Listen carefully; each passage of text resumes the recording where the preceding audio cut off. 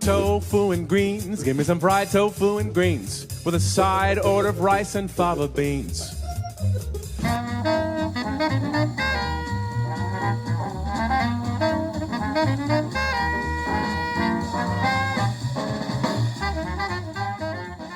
Hey, welcome back to What's So Funny. I am Guy McPherson, and we have a very special and a very long program for you, podcast listeners.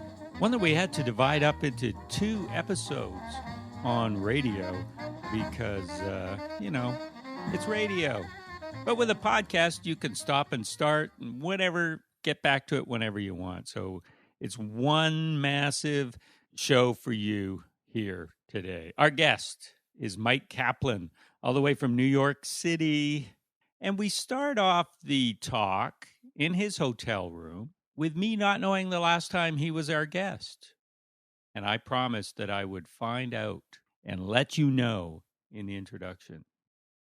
It was 2012 when he was last here. And so it was good to talk to him again. We had lots to talk about. And trust me, we could have gone on even longer, but we didn't. This is it. It's a good one. I like the way Myq thinks, both in his stand-up and in his life.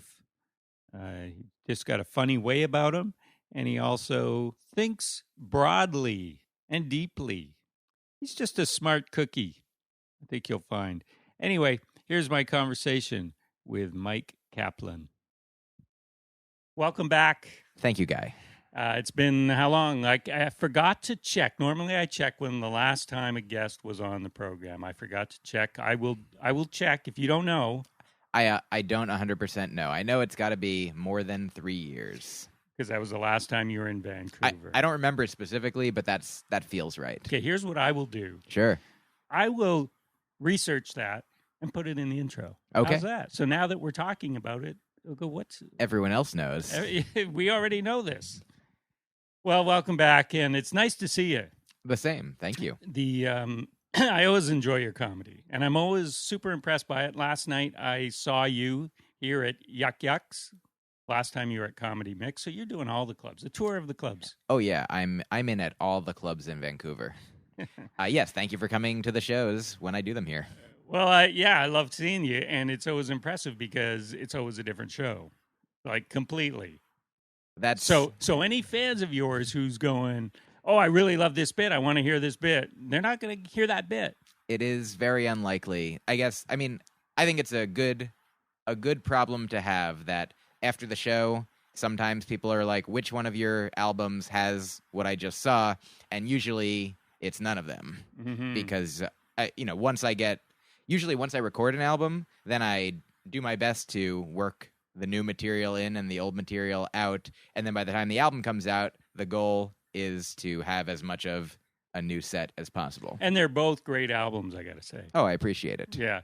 But, reading your Facebook posts, your tweets in Twittergrams, I don't know what they're called. I like Twittergrams. I always think that you could write a new hour about every 3 weeks. I mean, you write a lot of jokes is what I'm trying to say. I do. In fact, most of the jokes that I put on Twitter, I don't even use in my comedy. Could you somehow? Sometimes the things that I tweet are only things that will work in writing or are in some format that wouldn't make as much sense as like a spoken stand-up joke. Certainly, I could, yes, with stand-up, you can do anything. I can do anything. I could stand on stage and read my tweets for an hour. I don't plan to do that. But there's a good Fringe show. Oh, sure. I recorded my last album in mid-2016, and this new hour exists, and I'm ready to record it at some point, hopefully within the next year or so. But also, there's sort of other jokes that I've written along the way that haven't been recorded in any hour, and so I sort of just did those at a show in Boston in November and kind of recorded it just for fun to see if I might put out at some point an album of in between album jokes. Great idea. Because sometimes, I like a joke, but it doesn't, make it into the the narrative or the theme, or just, there's if an album is only an hour, and I have more than an hour, then some of the jokes have to wait till the next hour. But then there's other jokes that sort of like jump the line and get to the head of. And you must have forgotten more jokes that you've written. I forgot. I was on. Do you know John Fugelsang? No, I do not. Oh, he's a wonderful, wonderful man, funny comedian. Has a funny name. Oh yeah, absolutely. I know it. I know it so well now. But you're right. When you're hearing Fugelsang for the first time, that does. I'm back in thinking it's funny. He has a show on Sirius Radio in New York, and I was on it the other day, and he quoted one of my jokes to me that he asked me a question that I was like, oh, that's definitely a reference to, I think, a joke from my last album from just, less than 2 years ago, and I didn't remember it. I mean, I remember that it was me, but I wasn't able to produce all of the information in the joke. So certainly I 100% don't remember. Here's a funny. Also, I don't want to tip it too much, but so this might be a funny story. I think it's funny. Okay. But my friend Erin Judge is a comedian who I started out with in Boston, and one time very serious name. Oh yes, absolutely. I know she's like a silly judge, and like a reality show judge. Okay. So she was doing a set, and I complimented her on one of her tags after the show, and she was like, are you kidding? Because you gave me that one. I was like, I guess I like me. Yeah, that's when you're that prolific, I guess. Your brain is always just thinking in funny, right? It's certainly, it's always a program that's running at least in the background. I mean, sometimes, if I'm at a funeral or being in a more serious sort of venue of life, then I won't, I might think of a funny thing. But also I strive to be in the moment as much as possible. If I'm being there for a friend to help them through a tough time, or, in a challenging situation with my girlfriend, I don't jump to the jokes as quickly. You're not offering them tags. Unless it seems like it's a really good one. I'll try to make a note and tell them later. Yeah. Talk to your robot. Oh, yes. That is, do you know that I call it robot? Call it? Yeah, the robot that I use to record my sets and to record my joke ideas that I guess you might have seen. So I saw you when you just came up with some lines on stage last night. You turned to your robot. Yes. He has a large robot on stage with him at all times. Oh, yes. And basically said, take note of this. Oh, yes. I must remember this for later. It is for anyone who's listening and can't tell, it is a small handheld digital recorder that, if I'm, let's say, conversing with a friend on the phone, and I say something funny or something noteworthy happens that I want to remember, the convention between us has been to be well, you should go put that in robot, or I'm going to go put that in robot. So the name, it seems like the proper name of my robot is capital R robot. That is good. And does it respond to robot? Is that you signaling it to go, I'm going to start recording now? I'm sure that there are robots for which that could be so, but this is a simpler robot. I must turn on, there's a switch to flip that turns it on. But I do like that when I flip the switch to turn it off, it prints in digital letters on the screen. Bye. That is very thoughtful. It's certainly, it's interesting because obviously the machine can't be thoughtful in the way that a human is, but it is representative of a human at some point in this stage of development of that robot being thoughtful. Somebody was thoughtful and was like, let's have that robot say bye. So this is the first time that I've actually thought about that. Thanks. My car also texts me goodbye when I get out. I really, there was always been a part of me that's like, oh, it's funny, but that's not a real person doing that. But it is, historically, a real person did that. A real person was responsible for that car having some manners. Yes. That's good. I do like it. You are a Jersey boy. Yes. As you say on stage, and the reputation New Jersey has. It's funny because I stayed with a friend in New Jersey, and I thought it was quite lovely. Oh, yeah. It's the Garden State. It is the Garden State. But why does it have a bad reputation? Because of Newark? I'm sure that it's a combination of factors that I legitimately don't know the truth of. I think It's a lot. There's several like large highways that run through the state, and so there probably are some like industrial like bad smelling areas, and so I think that is maybe what's at the root of it being called the armpit of America, if that's correct. But yeah, I think it's just being judged and stereotyped for some small segments of the whole, like most stereotypes. Yeah, I guess exactly. That's by definition. One part of it made me feel bad, so the whole thing is bad. Yeah. They should put that on the license plates, though. The armpit of America. I'm sure it's in everyone's hearts and minds. Which part were you from? I grew up in northern Jersey, a city called Livingston initially, and then Upper Saddle River and Allendale. My parents moved at one point. I don't know if you've ever been to British Columbia's capital city, also known as the Garden City. Oh, no, I have Victoria, BC. You need to take a large seagoing vessel over there. Or a plane. Or plane, I suppose you could if you were in, Flush. I understand. Or a helijet. A helijet. A helijet. Is that a helicopter and a jet had a baby? It's something like that. Or it's like a hell of a jet. I don't know, because I'm too afraid to go on it. Does it have rotors like a helicopter? Possibly. Okay. I think it does, yes. Okay. Well, I've never been, and but I hope to at some point. So this is my hometown, Victoria, I see. British Columbia. And when I was in New Jersey, I forget the town, but it reminded me a lot of Victoria's. Very green and beautiful. There's trees. It's lush. Sure, trees. Yeah. New Jersey. There are trees. So you like it, but I guess so you're in New York now. I do live in Brooklyn, New York now. Brooklyn, and your experience there, you love it? I do. I mean, I think that the same way that I had a positive, for the most part, there's always ups and downs, but upbringing of, a family that, loved me and fed me and clothed me growing up. So I don't know that my experience was indicative of New Jersey so much as of that particular, family unit and environment and school and communities and things. And so similarly, New York also has like lots of there's people who are, isn't it full of, crime and that sort. And sure, I mean, there's more people, there's probably more crime than where there's fewer people. And, there's, I think, stereotypes that have existed that might be no longer true about like certain parts of town. Like Times Square used to be overrun with, like sex shops, which, I'm very sorry that they're gone. I'm sure they've gone other places. But my experience, so there's all different kinds, like there's different parts of Brooklyn. There's different parts of Manhattan. All over the city, it's very diverse. And so my experience has not been diverse. It's been the best.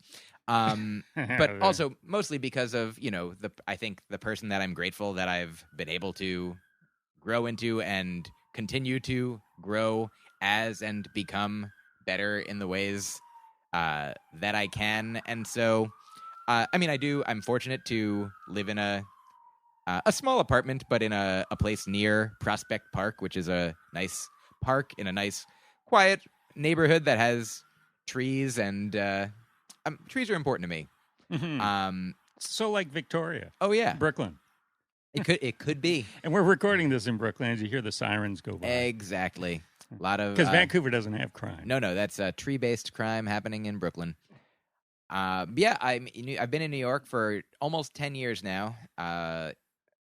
Since I went to Boston for school and started comedy there, and then came back to the New York, New Jersey area in 2008. And there's so much comedy that can be done. Like any given night, there's probably dozens of shows happening. I like the way you put that. Mm-hmm. It can be done. Oh yeah. Are you doing it? I'm not doing all of it. Oh, okay. I can't do all of it, but there are many comedians. There's so much more of everything. There's so many clubs and comedians and audiences and sometimes no audiences. But that's the main reason that I moved to New York was career-wise, to be where the most comedy could be done. And so I'm pretty fortunate that I get to perform most nights of the week when I'm there, oftentimes multiple shows a night. And also, now I'm happy to be there living with my girlfriend, who I've been with for almost 2 years. And so even when I don't have shows, I'm happy to be in my home that I enjoy, with the person that I live with who I enjoy. I feel like I'm, not that I've accomplished everything and not that I have everything, but in a sense, like if I never did or got anything else, like I am grateful for the things that have been achieved and are present in my life, be they physical or metaphysical possessions. You're one of the most positive stand-up comedians I know and know about, and we'll talk about that in a bit. Sure. First, I have to say that you are listening to What's So Funny on CFRO Vancouver Co-op Radio. I'm Guy McPherson, and our guest is Brooklyn-based, New Jersey-born, Myq Kaplan, MYQ. Sounds just like a normal Mike, but it's not. I'm not a normal Myq. You're clearly, as you have noticed so far. When you say Brooklyn has this nice little park and a quiet little area, and outsiders might think Brooklyn, it's just too many people. And when 20 years ago, whatever, I went to Tokyo, and there are more people in Greater Tokyo than in all of Canada. That's amazing. That is amazing. But I was struck by, well, wherever you are, there's only the amount of people that you see. And you're not seeing the sum of all the people in your little one block outlook. That's true. And so it wasn't overwhelming to me. It was just like, okay, here's the street. Because anywhere you go, even in Canada, sparsely populated, you're going to go to places that are, whether it's an event somewhere or just a parade or downtown, as many people there as you would see in the block you're in Tokyo. That makes sense. Yeah, there's just many more of those blocks with many people. Exactly, but who experiences that? You can't. Maybe somebody could try to experience. I wonder how many people you could literally see in one day in the most densely populated city. If you were, let's say, walking, or if you were in a helicopter, you could probably do it better or more efficiently. But I wonder, that could be a documentary project for. Yeah, you'd need to wear some sort of head device that scans the crowd, counts them. Oh yeah, yeah. I kind of like this idea. Not doing it, but you could do it. I'll give it to you. If you get the device, I'll do it. Get Robot on that. I will. Yeah, Robot. Do you have any family members in the counting people? In the scanning a crowd and counting people, preferably small and handheld genre. Not big and bulky. Maybe can fit on a head. Yes, it's definitely. I know some people who live in like the woods of like North Carolina, and my friend who lives there, if she doesn't leave her house, then she might not see any people, or even if she does leave her house, the next house might be not anywhere within sight. Right. And so that is certainly a different experience than like if you grew up in an environment like that. If you didn't grow up, in a city or near a city, then I can understand even just a normal, a block in Vancouver or Victoria or Brooklyn or New Jersey being potentially overwhelming just because it's unknown. You're right. I didn't include those people when I was giving my example. Yes. Yeah. It's okay. But you know what? I'm a small city guy. Sure. You're a big city guy. Yes. But when I go to small towns, whether they're in Canada or in the U.S., or God forbid, a cabin in the middle of nowhere, that scares me more. I understand. Knowing all the crime statistics of a big city, it freaks me out because you're all alone. I guess that makes sense. So you're in the right place. You're all alone with you in your hotel room. Yeah, if anything, when you're in a city, if anything happens to you, then there will be people around to help.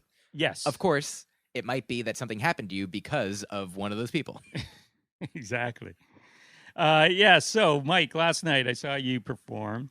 I won't get to see you tonight, but I would if I could. I appreciate it. Yeah. But I just wrote down some notes as you were performing. And we're going to go through them. I accept. You accept. Good.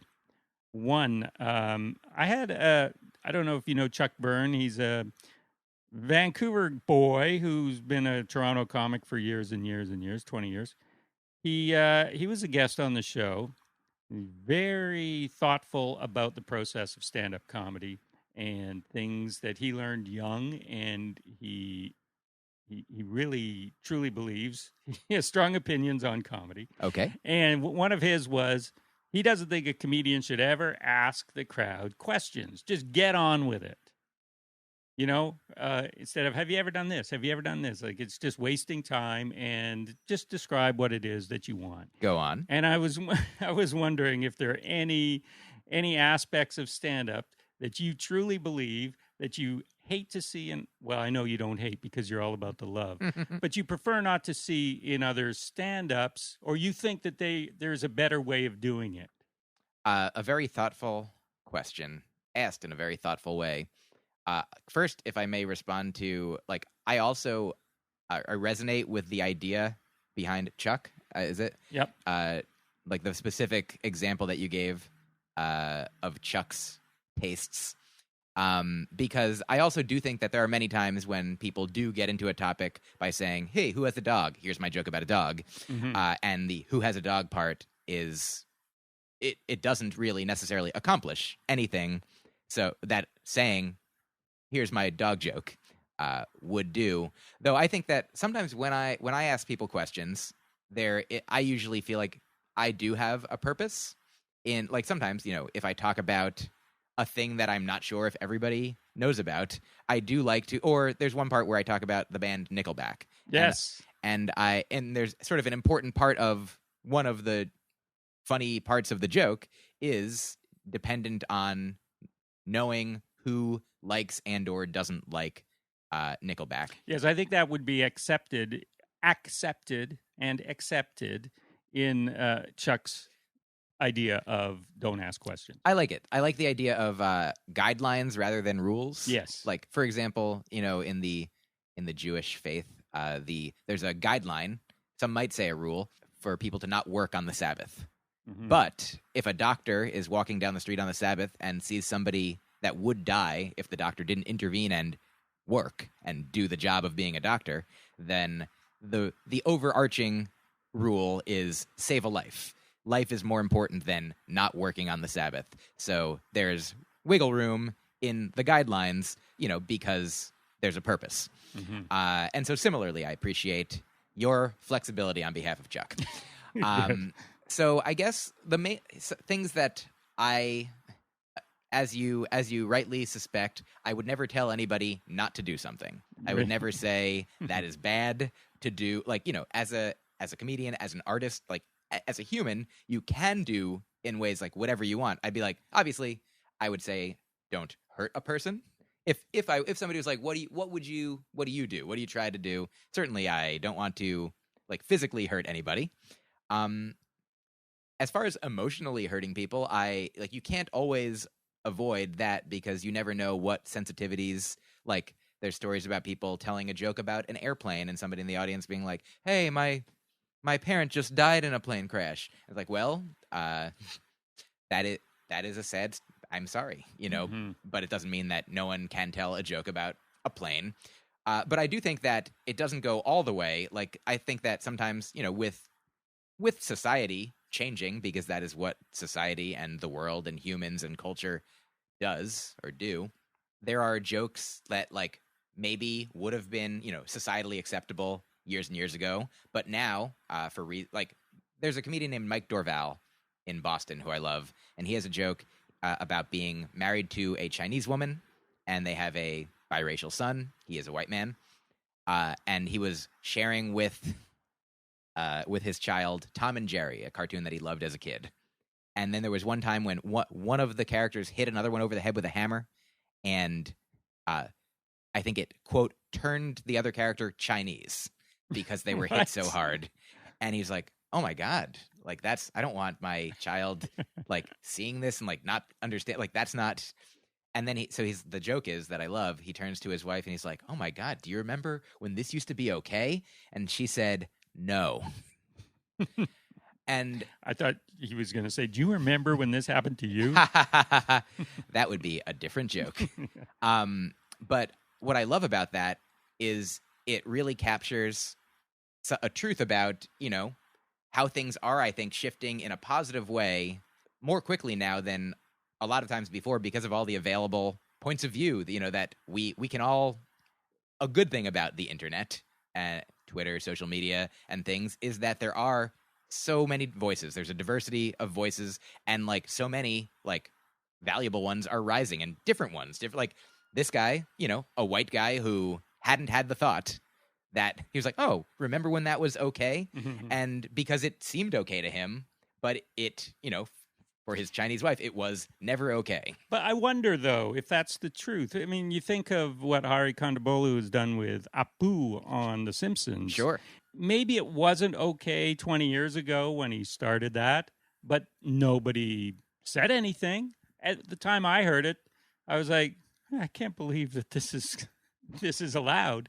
But everyone seemed fine with it, including people of Indian descent. Well, part of some of my like learning about Hari's journey and the voices of some other South Asian and Indian performers and people who have sort of weighed in on the topic, I remember reading an account by an older Indian man, I believe, who also was one of the people that you're talking about that was like, oh, like people always made fun of us, but I didn't know what the big deal was about this compared to like what did this do? But he's like, then I realized like from learning that like The Simpsons is like an iconic American like institution. It's a TV show. So now he's like, now I understand that the younger generation of Indian people are being made fun of with like the voice and the authority and like the backing of this American institution. He's like, for us, they were, it was just one person being mean to me. But now it seems like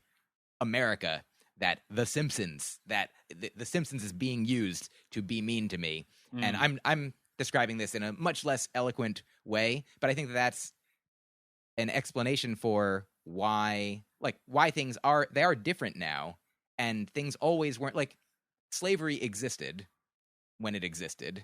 And I think that most people today would be like, slavery was always wrong, always, quote, wrong. Yeah. But at the time, there were a majority of people, at least, a majority of the people in power, at least, who didn't say anything about it, who were like, we're not saying it's wrong, or maybe they thought it was a necessary evil, but they weren't getting rid of it, whatever it is. But obviously, society has shifted, and I'm not saying that there are necessarily like moral absolutes, but I guess the point is that the things that to finally answer your question, to make a long story the longest, some of the stuff that I strive to not do is, and I've been also not guilty of this in the past, but we're all ignorant of things until we're not.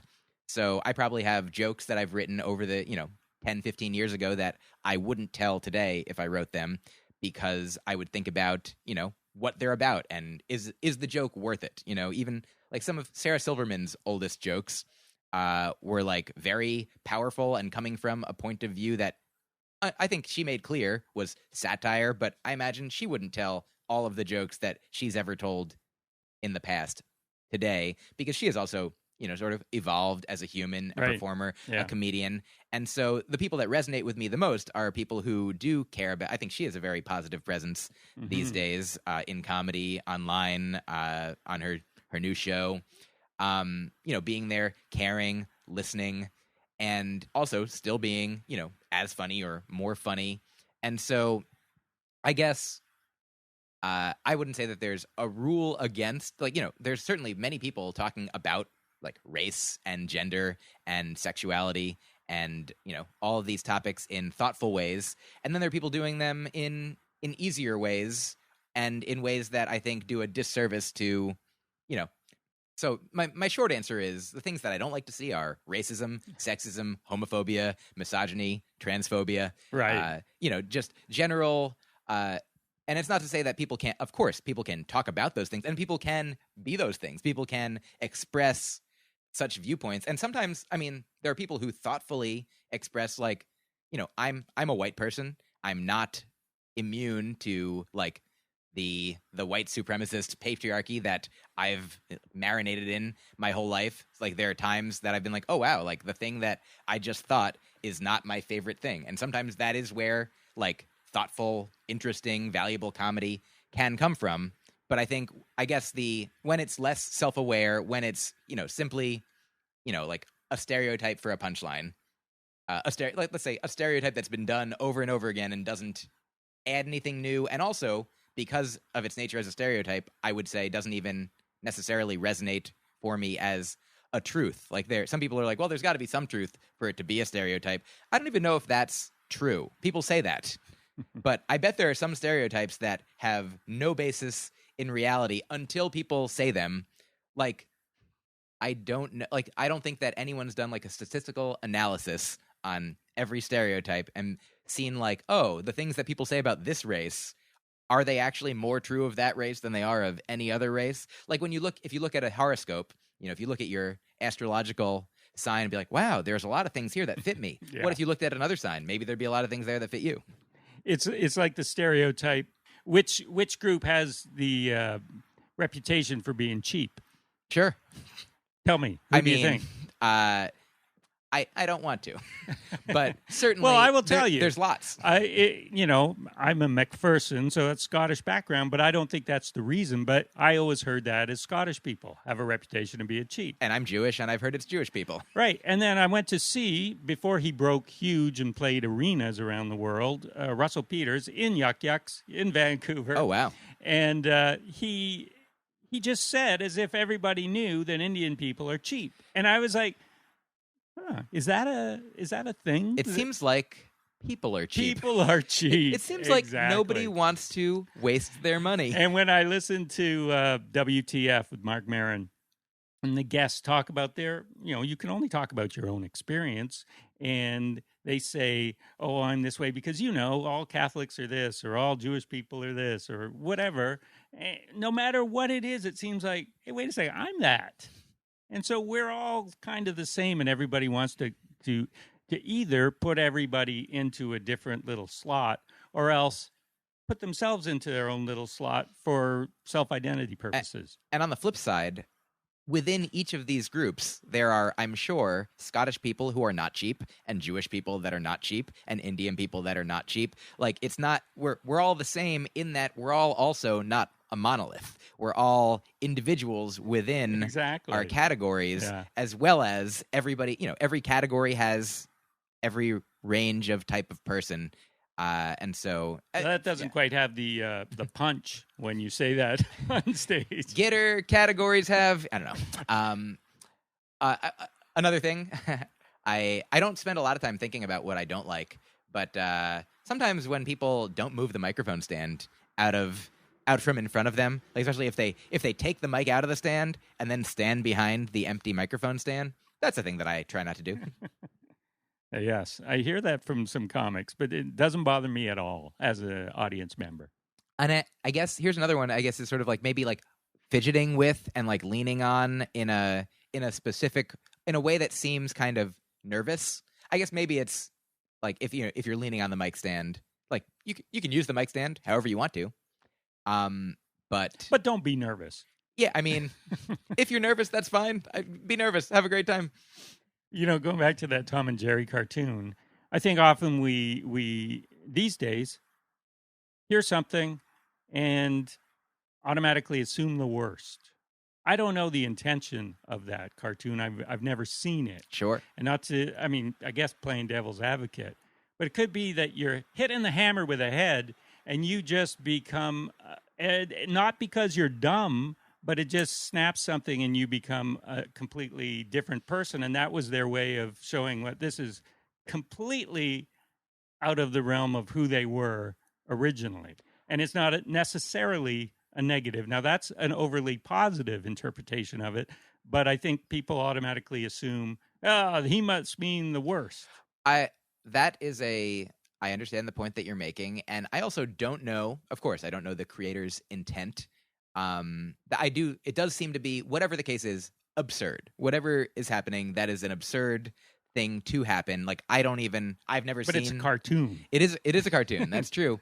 Though, in addition to obviously intent is important, Yeah. but also like going back to Perception. the Apu situation, what are the actual consequences and then the actual consequences of having this Indian character voiced by a white man for 30 years is that there is less representation of Indian people on a show that is, hopefully purporting to be in lots of ways like progressive and, sort of on the cutting edge of like being relevant in society. And society is now paying more attention to like diverse voices, like not just the majority. It's like when people say like, it's a Christian country, that people say that about America. And most people, I think, do identify as Christian, but there's millions and millions of people who don't, and they're not important. It's, in fact, I think, in some ways more important because, like,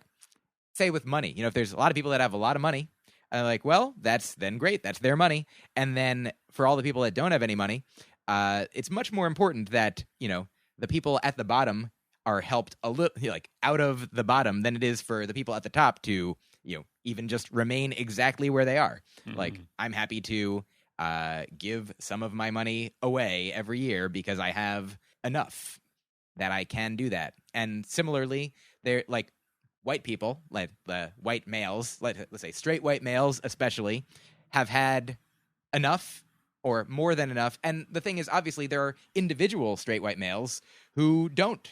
There's certainly, I'm not saying that every straight white male has it better than every person who's not a straight white male, but that overarchingly, and similarly, like this particular example of that TV show where, of that Tom and Jerry episode, like individually, maybe yes, maybe that wouldn't be a problem if it wasn't also, part of a sea of other such, non-representation and, at worst, overt racism that has existed sort of, in my country, in probably most countries in the world. In any country where there are multiple races, my guess is that there's got to be some history of racism that lingers even when it's no longer codified in the law.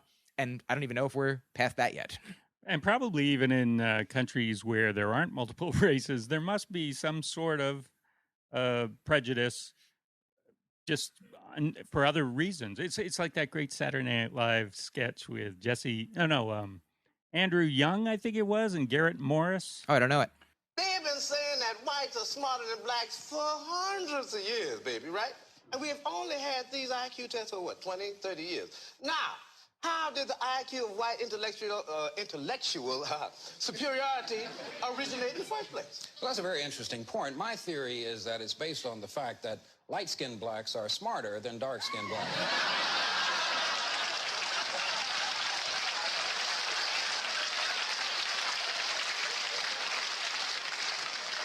Say what?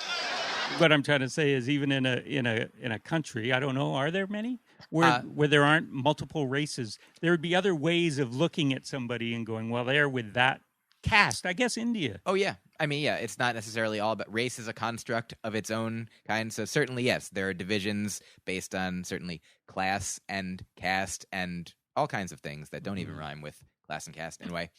But yeah, I think we've answered that question. All right, good. Well, we're talking with Myq Kaplan. The show's What's So Funny on CFRO, Vancouver Co-op Radio, 100.5 FM. I'm Guy McPherson, going through my list, just notes that I jotted down for whatever reason last night. Oh, right. I forgot that was what we were addressing. Yeah. That note. You have an Amazon special. I do. I recently found out that I have Amazon. Oh. So I've been watching, and I got to look for yours because I love looking at the old Evening at the Improvs, talking about seeing some stuff that wouldn't fly today. Sure. But it's fascinating. I love it. But you're on Amazon. It is the special that it used to be on Netflix, so if you watched my special when it was on Netflix, it's called Small, Dork, and Handsome. Great. Is that also an album? It is also available as audio only. Yes, and I have that, and it's fantastic. But I'm going to watch it. You can, and I appreciate it. Okay, good. You did, you're not normally thought of as a guy who does bathroom humor, but you did a lot of bathroom humor last night. I did humor about, that's very funny, Guy. I like that a lot because for the listeners, bathroom humor It's usually called humor, but when you make a mistake, it's called humor. Bathroom humor usually refers to talking about poop and stuff. Yeah. And that's not what I did. No, I it talked isn't. literally about bathrooms. Yeah, and it was great. Just proving that you can take any subject matter. Anybody can do this if they have the type of mind and also the patience to look at it from all angles. You can take any subject matter and do more than one joke on it. And I'll also add that there's nothing wrong with jokes about poop as well. There's plenty of funny jokes about poop. I've got some. I could tell you one. Please.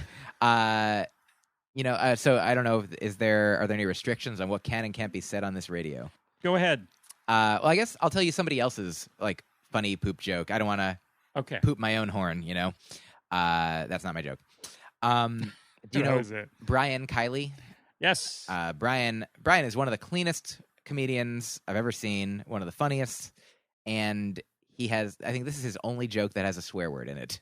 Great. That I've ever heard. He says it's something like I apologize for not getting it exactly right, but something like my daughter at the dinner table said, "Hey, you know what happened in class today? Timmy shit his pants." And I was like, "Oh my God. It's Timmy shat his pants. I'm an English major. You're embarrassing me." So I think that's a joke that has to involve shit because that's what it's about. Right. And it's a funny joke. But it turns on a phrase. It does. Right. So it's not necessarily, we don't have to envision it. I guess you don't have to, but you could. Make it more fun. Yeah. Okay. Next on my list, I thought of you in your positivity, not only on stage, your outlook in life, and what you tweet about, your nightly reaffirmations. I appreciate it. Or affirmations. Sure. I'm doing it over and over, so reaffirmations works. And you know Kyle Cease? I do know Kyle Cease. And he's sort of morphed from stand-up comic, actor in silly movies, to now he's some kind of motivational speaker or guru. He has a cult. I'm not sure. He was a guest on this program twice, by the way, when he was a comedian. Seeing you up there and the way you think and talk, Myq Kaplan cult. Here's the thing about the word cult. I feel like doesn't have the best connotations. Well, we got to bring it back. Okay, into a more positive. Reframe, reclaim the word. Hey, cults get such a bad rap. I mean, I definitely, I don't know Kyle well. I think we worked together once or twice, and so we've met and know each other. But I haven't talked to him in years, haven't seen from him much in years. But I did know that he was heading in that direction. And I think, not knowing everything about it, like, I do like when people, want to help themselves and help other people in ways that the other people want to be helped and, are free to leave and communicate with their parents if they want to, not cut off all ties with other loved ones and family members. But I don't know if that's what's happening in Kyle's situation.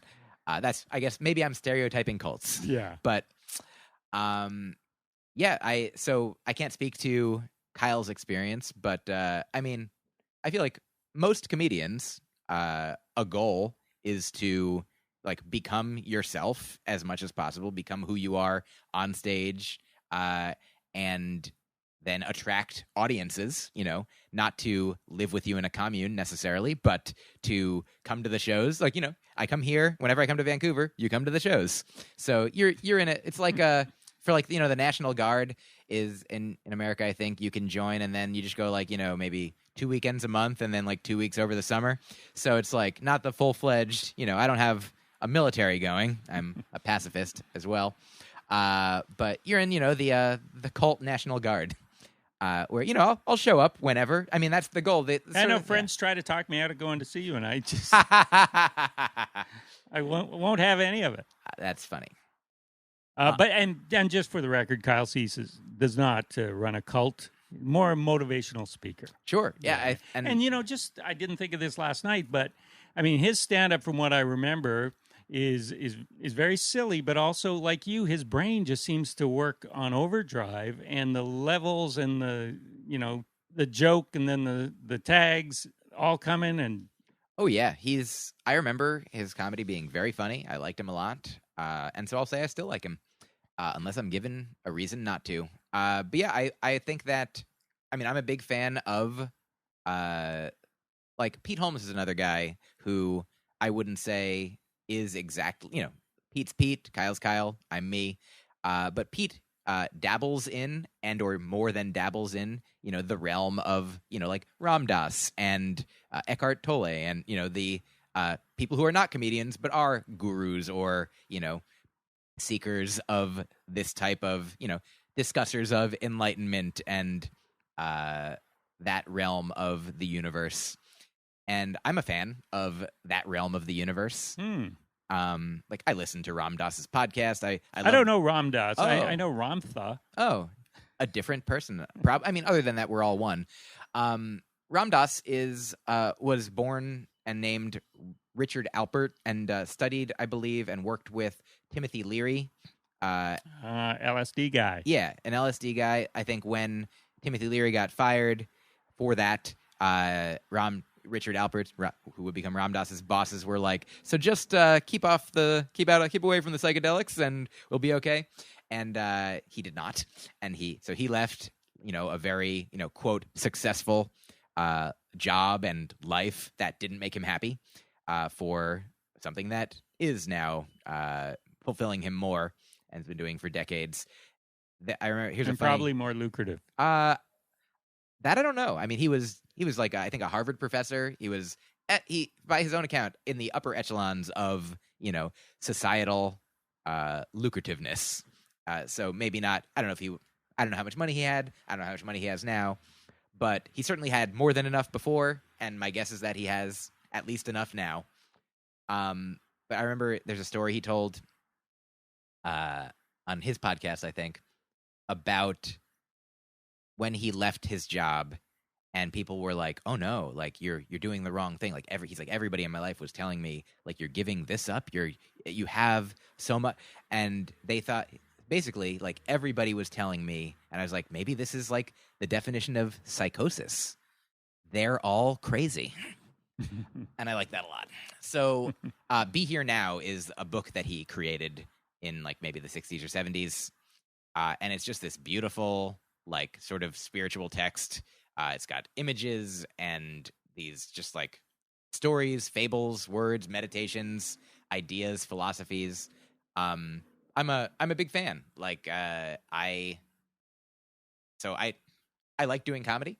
I love doing comedy. I am happy to be doing it. And I also am happy to, meditate when I meditate and read these things and think these thoughts and share them with people who want them as well. And share them comedically too. Certainly. When I'm doing comedy, when I'm being a comedian, my goal is to be a comedian and do comedy. Yeah, but I mean, you're able to convey these thoughts that you have about life in the universe in a universal way that makes people laugh. And most people will never think about it again, but some might, and some might be drawn into it. I appreciate it. Yeah, there's certainly, I mean, over the years... Not me, but some. You'll never think about it again. Good thing we're recording this now for the record, for posterity. Like, I've talked, over the years, like, before I sort of became more into this particular topic, like, I would talk about veganism or I'd talk about open relationships. And there certainly are people that have, messaged me or come up to me after shows and told me that they have, like, become vegetarian or vegan in part because of the things that I've said, or have opened their relationship and learned about polyamory because of the things that I've said, at least in part. And so certainly, I'm sure that many people come see my show and then leave and then continue to live their life as though they hadn't seen my show. But yeah, it's nice to know that there are some measures of effect being had. But also, that's not necessarily my goal. I don't need to turn the world into everybody me. I mean, we already are all the world. So yeah, that's part of your message. Eckhart Tolle? Yeah, I never know if it's Tolle or Tolle. Tolle. He Yeah. lives here. Oh. He lives in North Van, I believe. Oh, I didn't know that. You should go visit. That sounds great. Yeah. If I can invite him, if I can get word to him that the show's tonight, then I'll try to invite him to the show. Okay, next, Jeopardy. I tape Jeopardy and watch it every night. And it seems to me that you would be a fantastic contestant on Jeopardy. You're pretty bright guy. In fact, my grandmother, when I was growing up, watched Jeopardy every night. If she wasn't home to watch it, she taped it and With watched Art it. Fleming or with Alex Trebek, Yeah. at least. For my life, all Alex Trebek. She still DVRs Jeopardy and watches it every day. And so, due to her, getting me interested in it, I've tried out for Jeopardy at least 3 times, I think. And why? You mean you actually went to a place, or was this an online tryout? I did an online one. I went to a place at least twice, I think. And they said, no, you're too funny? They did not say that. I mean, it was when I was a teenager, so I don't think I was as funny. But I also was not as, full of knowledge. And also, everybody who goes on Jeopardy probably knows lots more about the kinds of things that are on Jeopardy than I could. And at one time, I did get a book of here's all the state capitals, here's all the vice presidents, here's all the countries, here's all the, whatever, all the things that could be topics, or not all, but a lot, a wide range, surveying many topics. And so I did that, but I just, when you take the test, there's 50 questions, you need to answer a certain number of them, and then if you answer that many, then I think they keep you and go on to the next round. But I've never answered the requisite number of questions. Yeah, they're tough. I've done the online one a couple times. I watch some shows. I'm lucky if I get 1 or 2. Sure. Other shows, I'd be like, I would have won this game. Oh, yeah. I mean, if sometimes when I'm watching, if you know a category, if you know a couple categories, then you can do it. Yeah, or just be able to figure out from the clue in itself. But then there's also those ones. Some people, well, you're a quick twitch kind of guy, fast thinker. I'm not. So I'll be like, oh, I know. What is this? I would have missed my chance. I understand. Yeah, it's not for everybody. Do you understand? As much as I can. Yeah. So, but one day, I mean, you should keep trying out. Maybe I will rededicate myself. Mm-hmm. I don't think you need to. I think you could be on there right now. I mean, I think if I was on there, I might have a chance to do okay. But getting on there is harder than I think getting on is harder than being on. Right. Other than, for me, I think that would be the case. I think for some people, maybe being, on display in front of people, in front of, a studio audience and, maybe millions of people watching, that could be more intimidating than being in a room. But I think the test that they give you is at least as hard as being on the show. Yeah, I would say so too. They have Celebrity Week. They have College Week. They even have Little Kids Week. They should have a Stand-Up Comedians Week. I would be happy to do that. In fact, an interesting thing, I think, so you came to the second show last night. Yes. Did I talk about Jeopardy that No. you remember?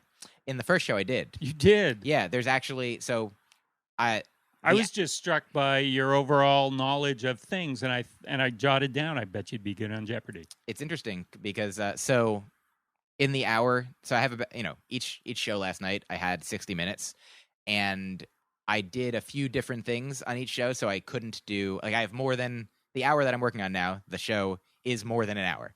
So I can't do all of it in an hour. So the second show, I neglected, or I chose to leave out a part about the actor Joseph Gordon-Levitt, who I saw on Jeopardy when I was a kid, and he was a kid.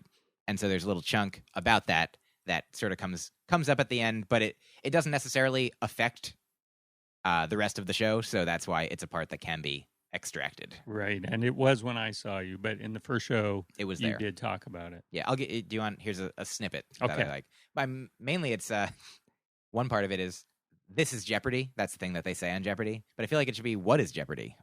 Or is this Jeopardy? Yes. And then at the end of the show, say, now it's Wheel of Fortune. Well, we have Wheel of Fortune on before Jeopardy. In America, there's different places where it's switched. Like, I think I grew up in New Jersey. I think they had Jeopardy, then Wheel of Fortune. But in Florida, there was Wheel of Fortune, then Jeopardy.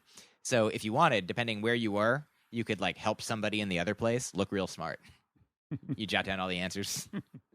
There are lots of parts of Jeopardy that bug me, and I know, again, you're such a positive guy, you don't let that wash over you like it does me. But, sure. Just the whole conceit of it, asking the question and then, or after you hear the answer. Yes. If you flipped it, it often makes no sense. Oh, you mean that if that question was asked, then the answer given wouldn't be the right thing to say? Exactly. Oh, yeah. I think they certainly they just say it has to be answered in the form of, or whatever it is, posed in the form of a question, not the correct question. Oh, okay. It's the article there. A question, not the question Yeah. that would lead Any to question. this answer. Yeah. That's, yeah. You could say what is, you could say who is, you could say how is. I know. Yeah. You could use the wrong verb. I wonder if you could just use your inflection. Because sometimes, That's like, right. we're in my hotel room? Exactly. My hotel room? We were looking for what is your hotel room? Your high school experience, you talk about that a little bit, but how much of it is true on stage? You imply that you weren't the most popular, or it was tough. Oh, yeah. I think I imply that it was the worst. I would say that is a slight exaggeration, but I grew up in two different places, and my parents moved right before high school, right before 8th grade. So I started over with a brand new set of kids that I didn't grow up with, that I didn't know, and I didn't really, at the time, feel like I had social skills. I was pretty introverted at the time, and I never had to, like, meet kids, all at once from scratch. And so, like, I didn't know exactly how to do it, and I was kind of awkward, and I had, like, slicked down hair that I don't like anymore. I wouldn't choose to have my hair that way. I had gigantic glasses. I had, braces. I feel like, if I had been confident, then I don't think it would have mattered, what those things were. But I wasn't confident. Confident and outgoing, yeah.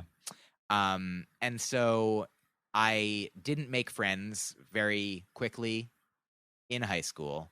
So for most of high school, like, there were some kids in my classes that were, like, friendly, but, like, I didn't, until, like, maybe my senior year of high school, I didn't spend much time with, being friends with kids in my school. So I'd go to my classes, and then I'd go home, and I'd friends at my summer camp. Like, every summer I had this wonderful place that I went and was sort of an oasis from, it was, sort of the Wonderland, or the Oz to the black and white of the rest of my life. And but yeah, in school, like, I enjoyed school to a degree. Like, I was good at most of my classes, so I was a little kind of lonely. My parents also just got divorced, like, right at the beginning of high school, so, like, that was what prompted, like, a move. I didn't think at the time that I was, like, sad. I certainly wasn't sad all the time, but I was definitely, like, alone a lot of the time. Mm. That's not a bad thing, but it can be. Oh, yeah. I mean, now I'm alone a good amount of the time, if I'm in a town where I don't know anybody, or even if I'm at home and don't have anything to do specifically outside the house until night. Though I do like to leave the house and be amongst people and, maybe meet a friend, talk to a friend. But yeah, I'm okay with being alone more now. Do you know the Zen koan, before enlightenment, chop wood, carry water? No. After enlightenment, chop wood, carry water. And so similar, like, the idea that just get on with your life. I mean, in the beginning, like, all you can do is do the work, and then eventually you might have an epiphany. You might realize something. You might be like, oh, I've done it. I've learned it. Like, if, let's say, doing comedy. How do you do comedy? If a young person asks, how do you do it? Like, you just do it. You just write and perform, and you just do it and do it and do it. It's like, well, then how do I know? You'll know. And then eventually you're the only one who can know, like, oh, yeah, I now am doing it. Now what do? I guess keep doing it. Has anyone looked into how those guys work out? These people that say, how do I do it? How do I do it? Like, do they ever do it? Do they ever become something? It seems like it's fairly self-evident. That's a fine question. I mean, I don't know for sure, though I do know that, like, some people take a class, and I would always tell people, you don't have to take a class, but there's nothing, you can take a class. Like, it could be more expensive than you could get a book. You don't have to get a book. You could just go to open mics. You could just go watch shows. But I also know some people, like my friend, Shane Moss. Yep. Like, Shane Moss took a comedy class when he started out, and then was great and became great and is great at comedy. And I'm not saying that in the beginning he was one of the people who were like, how do I do it? But I'm sure that there could be people who initially think that and are told, you just do it. It's sort of like sometimes there's these riddles where it's like they give you a bunch of information and they're like, can you solve this riddle? And you're like, it doesn't seem like I can with only the information you gave. And then they're like, what if I told you that you do have enough information? And that piece of information is like the final piece of the puzzle that lets you actually put all the information together. So similarly, maybe I think I'm optimistic that there could be people who say, how do I get started? And they're like, well, just think of things, write them down, go on stage and say them, and keep doing that until you know what you're doing. And I bet that there are some people, probably it wouldn't work for everybody, but I bet there are some people that it would work for. Yeah. But you don't have to do that. No.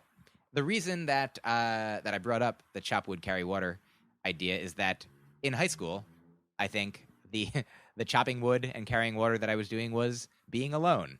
And it wasn't necessarily by choice, but eventually when I sort of became more of who I would become as an adult, as, even an older teenager, as a more self-assured, human being, like from my camp, which sort of did help shore up my confidence and, offered me the knowledge that I was, a decent, lovable, caring, cared for person, because there was a bunch of other sort of misfits and outcasts and their own kind of like artsy weirdos from their lives, like all brought together here.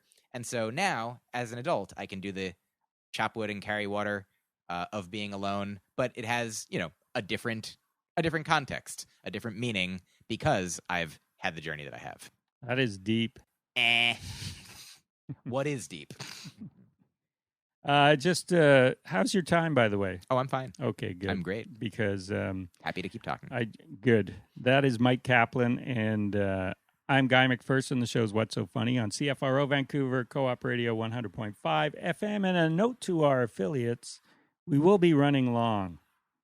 We don't have affiliates. I understand. But I always loved it when Tom Snyder said that. Okay. On the Tomorrow Show. Ah. Yeah. Nickelback here. You say from Canada. They're from here. Oh, wow. And I think they still live in Maple Ridge or something. My goodness, I had no idea. Yeah. I'll try to invite them and Eckhart Tolle to the show.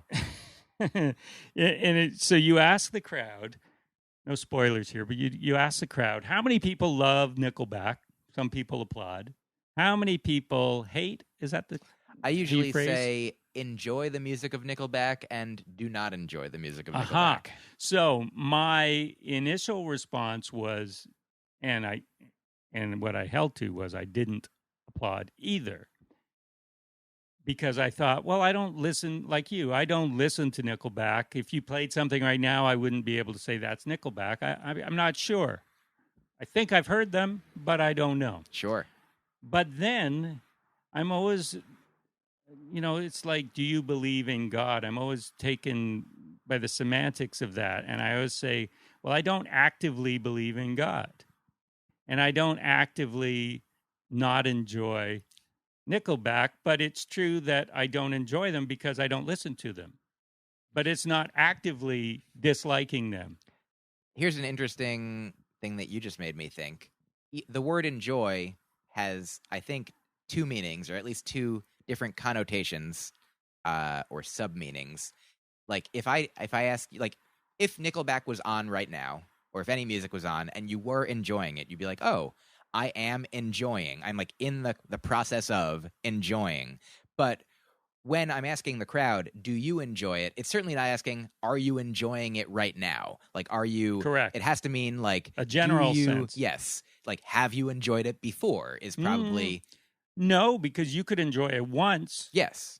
But I'm saying, in order to say, I enjoy their music, you must have enjoyed it at least once. At least once, yes. If you enjoyed it once and didn't enjoy it 7 times, maybe then you would say, no, I do not enjoy it. There was the one time was a fluke, I suppose.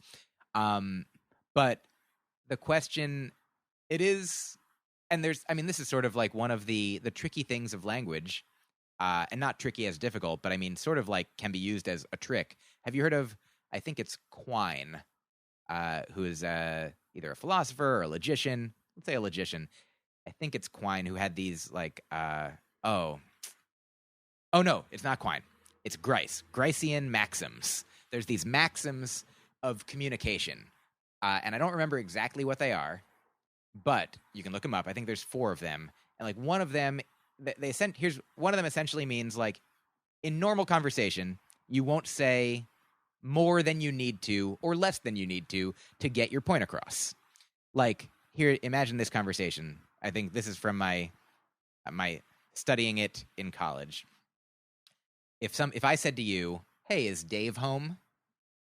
Number one, the implication is you probably know the Dave that I'm talking about, like, or I would have given you more information. And otherwise, if you didn't know him, it would be so weird to be like, "Is Dave home?"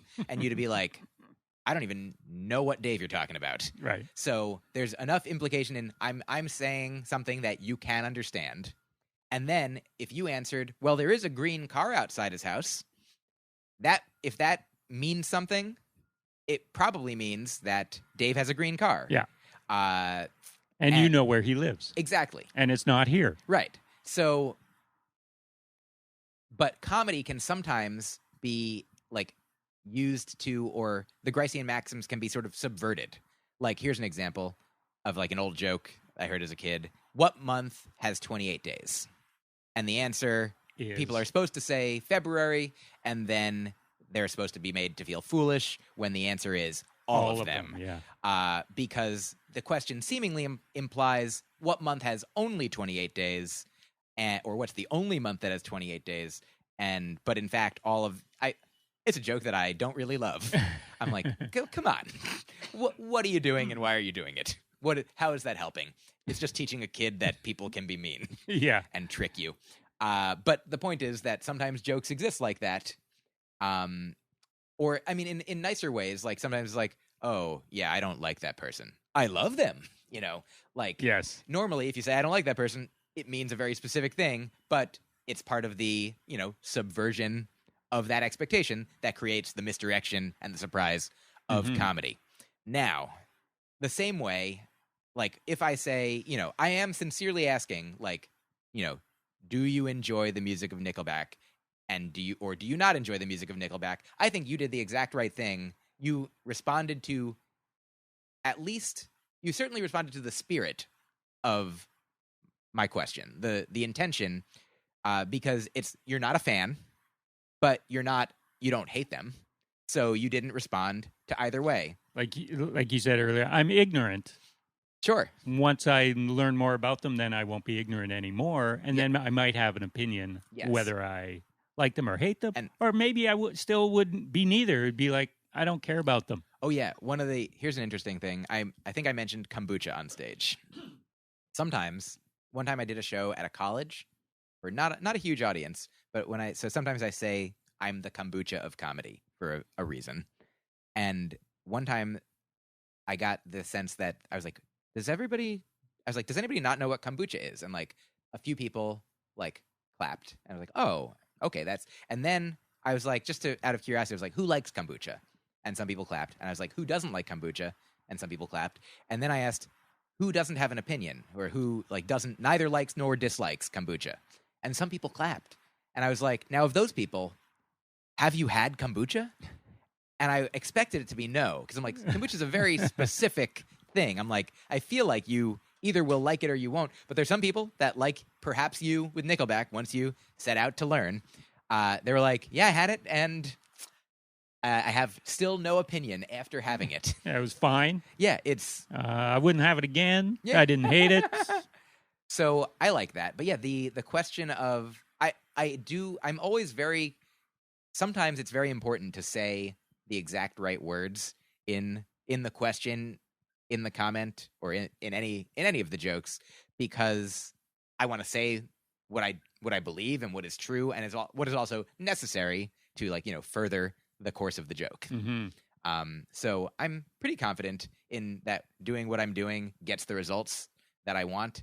Well, I think some people do listen for the spirit of the question, and Yes. I'm not one like that. I may be too I overthink things. Do you know the Mitch Hedberg joke about the band? I think it's is it Monster Magnet?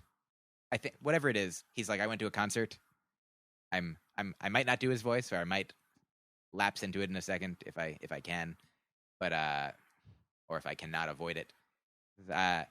They said, "How many of you people feel like human beings tonight?"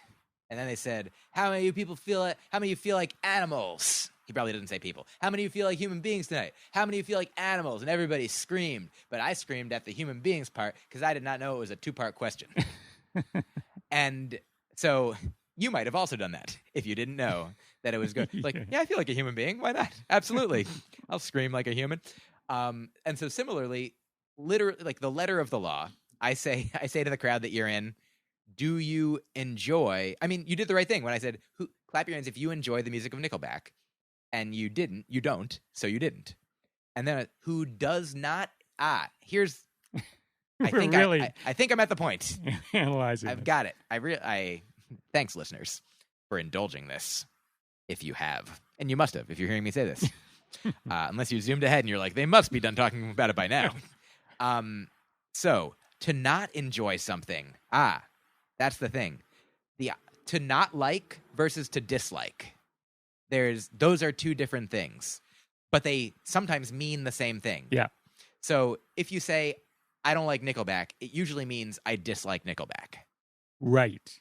But rather than I don't actively like. I don't like Nickelback, but I don't dislike Nickelback. You need the tone to get that point across. Because if you just have the words, I don't like them, that implies, in most cases, synonymous with I dislike them. Yes. And so that's why you didn't clap the second time, because you could have, according to the letter of the law, be like, I don't enjoy them. But you knew that would have been perceived as I actively dislike them. So I hope that answers your question. Yeah, I'm not sure what the question was, but I hope that responds to your note. Chad Kroeger, the lead singer of Nickelback. He is, I don't know, I think he's part owner of this record label, 604 Records, and they have Nickelback on them. 604 is our area code. Got it. And that singer who does that song, yeah. Anyway, she's from out in the valley somewhere here, but she's well known in the United States. Can't think of her name. Look her up on 604 Records. But here's the thing.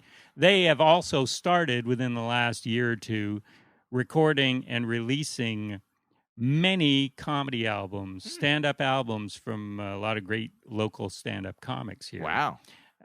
So there you go. You should approach them and say, hey, I'll be the first non-604 resident. You release my album.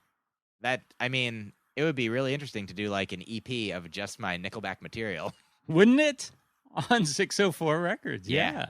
There you go. I'll think about it. You look into that. Oh, also like you, I don't... Was it like you?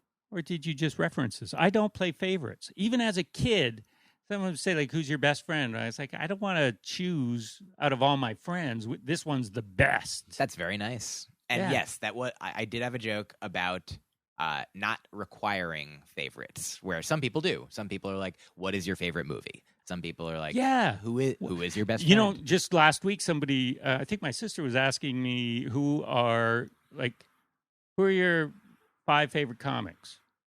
And I was like, well, I can't tell you that, but here's a list of some that I like. Yeah. That's what when people ask me This is not exhaustive. Yeah, of course. It's whoever you're thinking of at the moment. Yeah. And you might have some that appear, like if people ask me my favorite comics, like usually near the top of the list of who I come up with first are like Maria Bamford and Paul F. Tompkins, like 2 people that I love. And then, but then I'm like, I should also, and then I think about my friends and I'm like, they're also my favorites, And I start naming, Aparna Nancherla and Zach Sherwin and and you didn't even ask me, but so I've done some like Reddit interviews, AMAs and things where people will be like, who are your influences or favorites or whatever. And I'll like put a list of, dozens. I'll just keep trying to think of people because I don't want to leave anybody out. And because I do like when I'm watching. And that's impossible. Yeah. Oh yeah, of course. But when I'm watching somebody, I'm like, oh my God, of course, Nick Vatterott, of course, Ramin Nazer, of course, Beth Stelling, like all these people. But if you did it in an NCAA like bracket and you had to eliminate people to get down to the final four, I won't do that. Okay. There's no way that you can make me do that.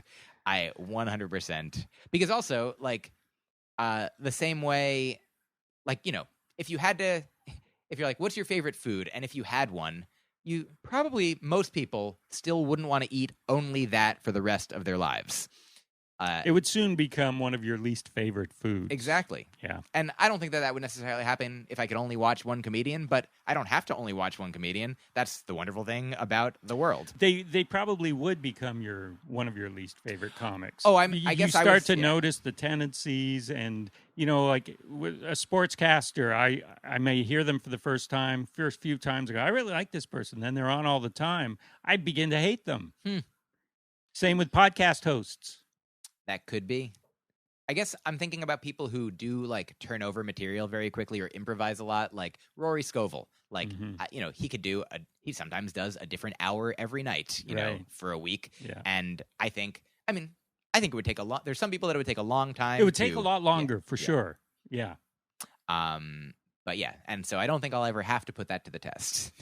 Good. But also, a thing that I just saw in the news this week, I believe, in the past week, there's a school in Massachusetts where I haven't like extensively looked into it, but the headline seemed to be they have done away with they've banned the concept of best friends at this preschool. What? Like, for the very reason that you just said, that, they don't want any other kids to feel excluded. Well, I think that's crazy. I think that should be an individual choice.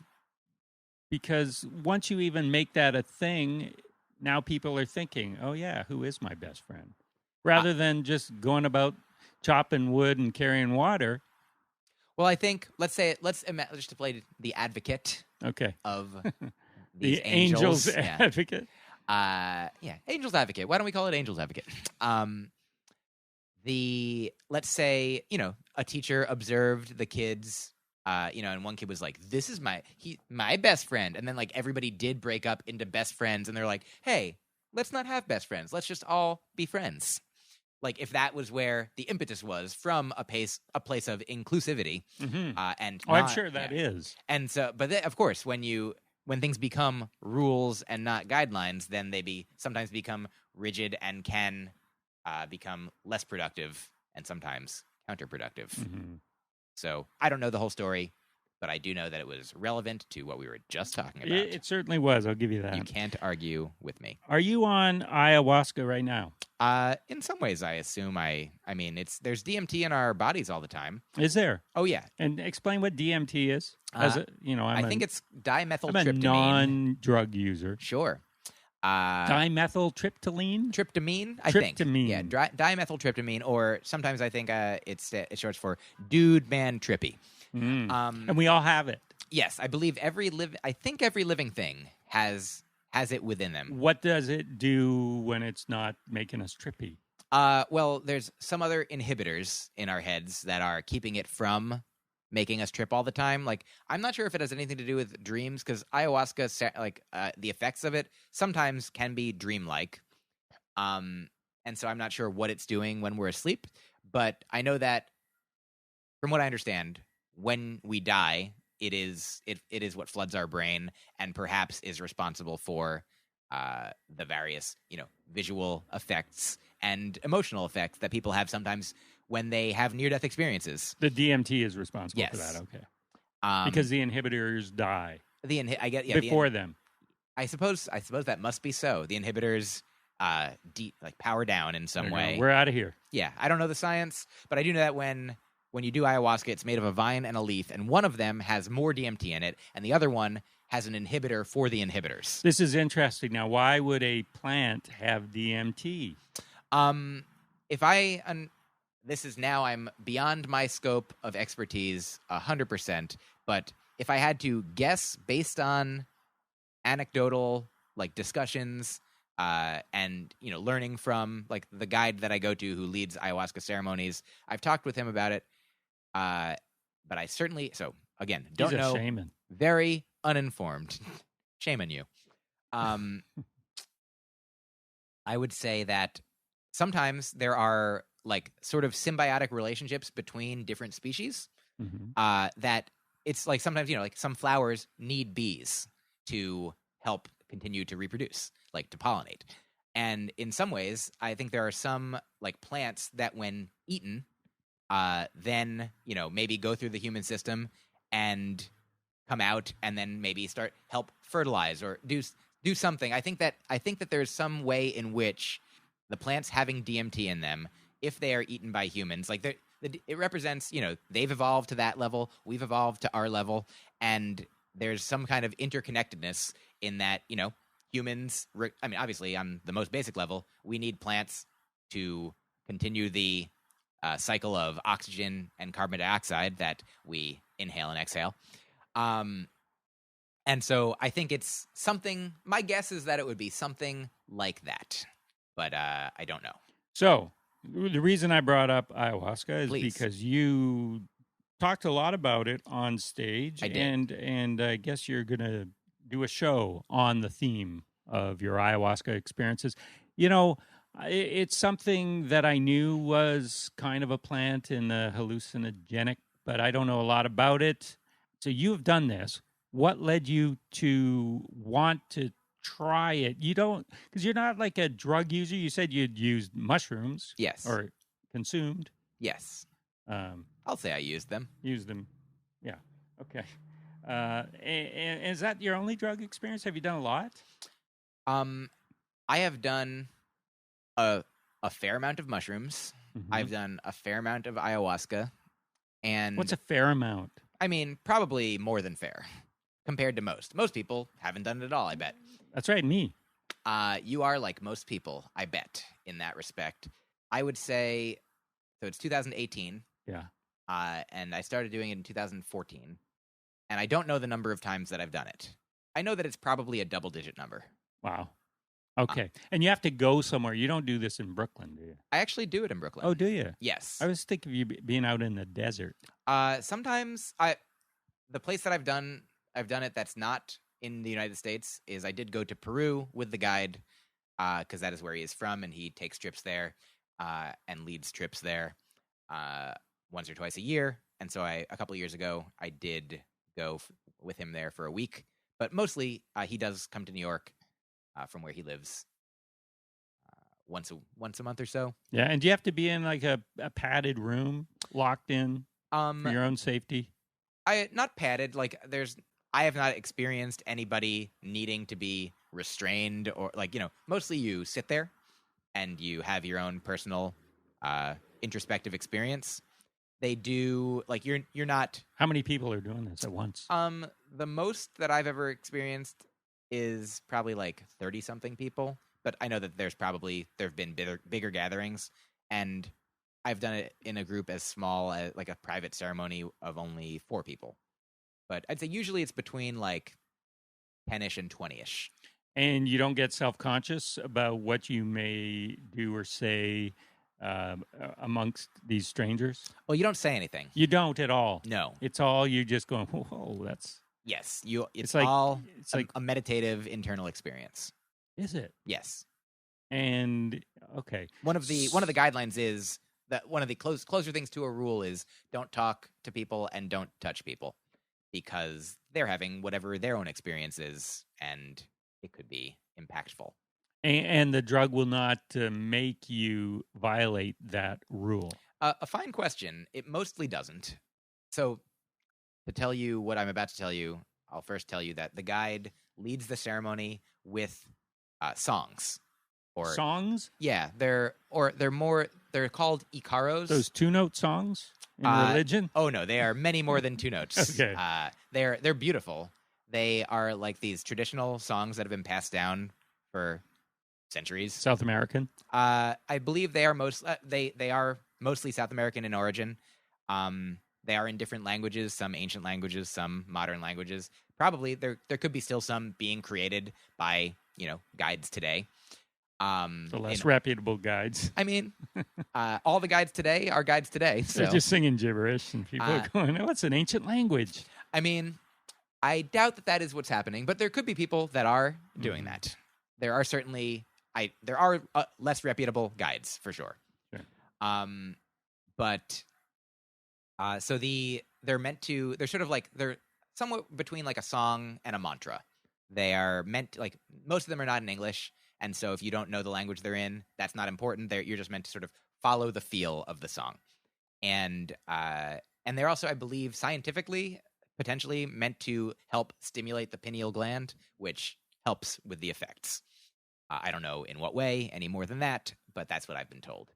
And so that's happening. And then sometimes there will be people with instruments. So sometimes the guide will not sing, and like a person will play a violin or a guitar or a harmonica. And they are not on ayahuasca. No, they all are. They are. Everybody is. And they can still guide included. They yes. go, no, I gotta play. I mean, yeah. Sometimes they might be too out of it to play, but they are not, and they are in it enough to be affected and have the playing, sort of come from that place. So the guide is on ayahuasca too. Yes, I would say. And when I say on, you ingest it like you drink cook it. You drink it. Yes. Aren't you afraid? It's like that hemlock. I'm not. You're drinking this poison. I'm not afraid because, number one, I mean, now certainly I trust the guide and I trust the substance, and I trusted the friend who went to him before and brought me to the experience, that he had a positive experience, and it doesn't seem like it's in anyone's interest to murder me, because, I mean, I pay this man to drink his substance, and wouldn't it be much better to keep me alive, so I keep doing that? And also, I mean, that's what drug dealers could say too. I mean, it's not in my interest. I want to have the business, and yet people die from drug overdoses all the time. They do, and that's why I think it's important to know what you're ingesting. And so I know this. Like, in college once, I was at the medical center, and they had a pamphlet about like a "Don't do drugs" pamphlet. And like one of the things they said was, "Don't do drugs because you don't know what's in those drugs. Like, it could be something that could kill you." Right, fentanyl. And I'm like, well, that's a great reason to have drugs be legal, regulated, and then, like every other food, have the ingredients listed, have it be checked and monitored so that we do know what's in it. So that if it says it's pot, then it's pot. If it says it's acid, then it's acid. And it's not going to be laced with fentanyl because that's cheaper and will kill people. So similarly, this guide, I trust him that the two ingredients are the vine and the leaf that he said that they are. They're from the earth. They are natural. They're organic. They're vegan. There is a tradition that goes back thousands of years. Like, I can't check all the way back, but based on my experience with this guide and also other people that have had experiences with him who I trust, and also now my own experiences leaving me alive, healthy, and positively affected, I'm content. I mean, like, and I would also, there's plenty of people who die from eating the wrong food because the food got infected or infested with something. Like, I don't think it's the most ideal thing for me to live my life in fear. Obviously, there are some fears that are like, look both ways before crossing the street, because don't just be like, well, it doesn't matter. I don't care if a car hits me. Like, but you want to respond reasonably and know what things are possible threats. Like, I think the idea that, quote, drugs can kill you, that is itself an impractical, like, and overall harmful. Like, I have some old jokes about, and things that I think are true, about how people will be like, our society will be like, don't do drugs. Drugs can kill you. Whereas, like, pot is it's very difficult for pot to kill you. It's much easier for heroin to kill you. So I think it's much more important to be nuanced, because I think it's kind of likely, or possible at least, if you tell a kid, don't do pot or heroin, they can kill you, and a kid does pot and it doesn't kill him because pot doesn't kill you, then they're like, well, what are they lying about now? Like, I think telling the truth and understanding, like, what is going into a situation and what is going into a substance and what's going into your body and your experience as much as possible, I think that can only be positive. And so you're very consistent. This is like what you said about New Jersey. There are bad elements, so I'm going to hate the whole thing. Yeah. So, I mean, it's like saying, I think on my last album, I talked about, if people say, paint drugs in one picture, it's like saying trying one food and being like, oh, I guess I don't like food. Yeah. Or seeing one movie and saying, I don't like I guess I don't like movies. So, yeah, so the guide is under the influence of ayahuasca as well. Not as much as if he weren't guiding the ceremony. He takes, he said, if he was only in, if somebody else was leading the ceremony, he would take more. But so recently, the reason that I have said all this, in part at least, is one time at a recent ceremony, a guy was playing the harmonica, and it was affecting me, and it was beautiful, and I was affecting you positively. Yes. Okay. Yes, it was in a nice. It's not I was like, having. Shut up. Oh no, I loved it. And then I realized a person next to me, a friend of mine, was like, "Psst, you're singing. Did you know?" And I didn't realize that I was like humming along and like sort of in my own version of creating from that place. And I was like, oh, right, I'm not supposed to. Okay. And so that is to answer the question of like, does the substance, make it possible or impossible to, obey the guidelines of keeping quiet? And usually I can, but this time I didn't. But it didn't really bother the person next to you, did it? No, I don't know. He's just a real rule follower. I or think, she. Yes, she. I mean, I don't even. She wasn't telling me even not to do it. She kind of was. I legitimately don't think that she was. I think she was just saying. She was asking me, It's "Did really you know?" bad. She said, you know? "Did you know that you are singing?" Like literally, I think that the letter of the law in that situation was the spirit. Like. It was, I think, important for me to know that I was singing. Yeah, and you remember all these things after the fact. Not like the way in which it's like a dream is that sometimes you remember certain things and sometimes you don't remember other things, or certain things might be a blur. But I do remember that part of the experience. But I'm fascinated. I asked you if you did other drugs, and and I have not gotten there yet. Oh, geez, we've gone a long time, but that's okay. It'll be a I'll- very special episode. I'll answer real quick. So the things that I've done the most. The substances, mushrooms and ayahuasca. Pot I do once in a while, but don't care about that much. And I've done LSD once, and I've done Molly or ecstasy maybe twice or three times, and that is, I think, it. Oh, and then also there's another, when I went to Peru and did ayahuasca for 5 days, there was one day where we did another substance called San Pedro. Which is like it's a cactus, or it's made from a cactus. Ouch! Not that part. It's not made. Okay. You don't drink the needles. It's a liquid. You drink it, and it doesn't have as like intense and profound an effect for me, at least, or it didn't. It doesn't make you go into like. It didn't make me go into as deep a hallucinatory, revelatory place. So what fascinates me is the first time, it was only 4 years ago, and so maybe when you were on this show, it was pre-ayahuasca. It could have been. And you were much more lucid. Hold on. No. And so that very first time, there must have been a level of what to expect here. I mean, can you be given too much? Could something go wrong? The guide talks before each ceremony, and one of the things that he says to ease the fears of people who might think such things is he's like, everyone here will be safe. I will like tend to everyone. I also have like helpers who, if anyone needs anything, for anyone who's new, I start off with a very small dose because some people have different sensitivities. And so I don't want anyone to be overly feeling the effects, to like feeling too much. And body weight, does that factor in? I don't know. Like there's some people who are very heavy who might not need a lot at all. There's some people who are very tiny who might need more than everybody else. So I don't know all the factors. Like some of them might be psychological. Some of them might be like physiological or emotional. I'm not the guide, so I don't know. But he definitely, regardless of who you are, even if you're big, no matter who you are, he starts you off small. He starts you off with a small dose.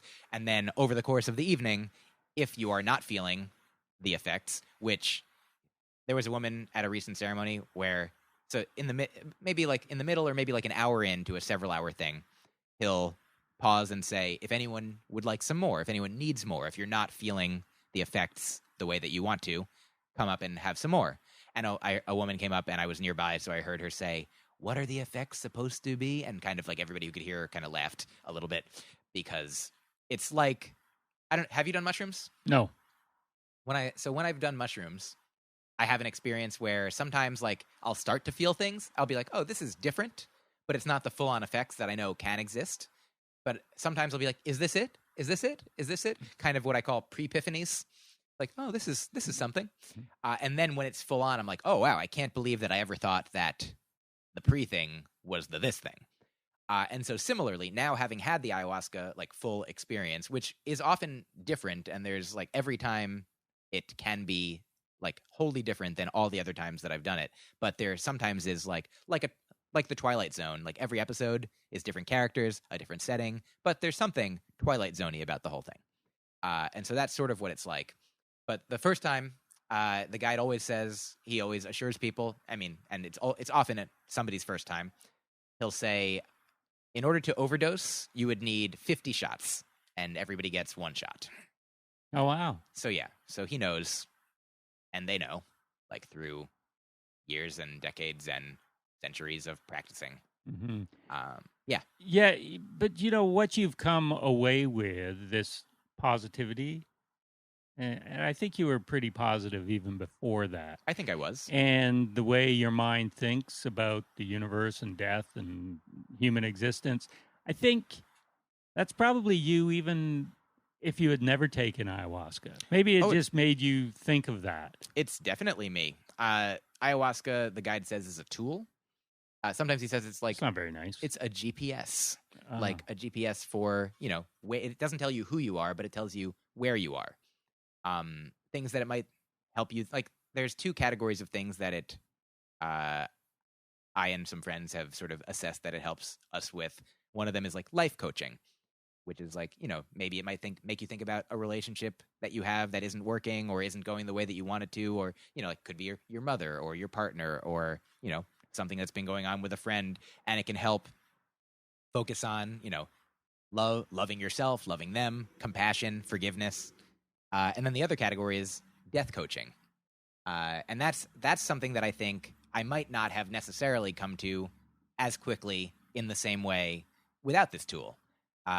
Like, the things that I think about, like, I've definitely thought about the universe and death before, but I would say that I definitely was more fearful of dying and death before ayahuasca than I am after ayahuasca. I'm not saying that I have the truth. The truth is that, you know, this body will stop at some point, I imagine, and that would happen with or without ayahuasca. But here's an insight that I had on marijuana once. One of my... Do you mean an insight that you had while on marijuana? Yes. Oh, not about marijuana. Correct. Okay. A very reasonable distinction to make. Okay.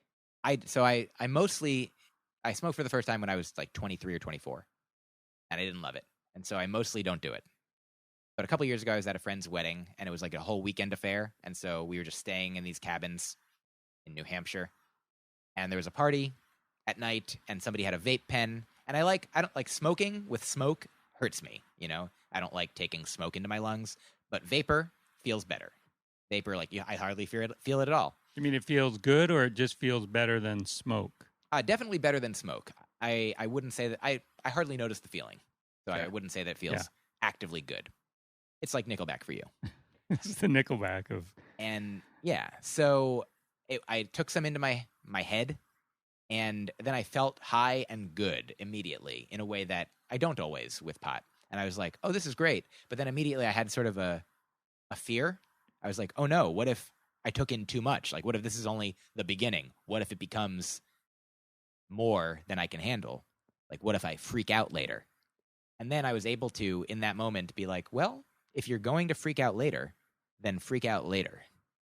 Don't freak out now about whether you might freak out later, because then you're definitely freaking out now, and you might freak out later. If you don't freak out now, then maybe you'll have one freak out later, but you'll have 0 now for a total of 1. If you definitely freak out now, then you're definitely doing 1, and you'll maybe have 2. But if you don't freak out now, then maybe it'll be 0. Like, it's got to be somewhere between 0 and 2. And you can make it be 0 or 1 by just not freaking out now, because you don't have to freak out now. And that's the way that I feel about death now as well. That's a great outlook. I never took it to the death part, but that is something that I've told my son, and I've never been on marijuana. You remember? Is that because he would be anxious about something, worrying about something a week in advance, and I go, that might or may not happen.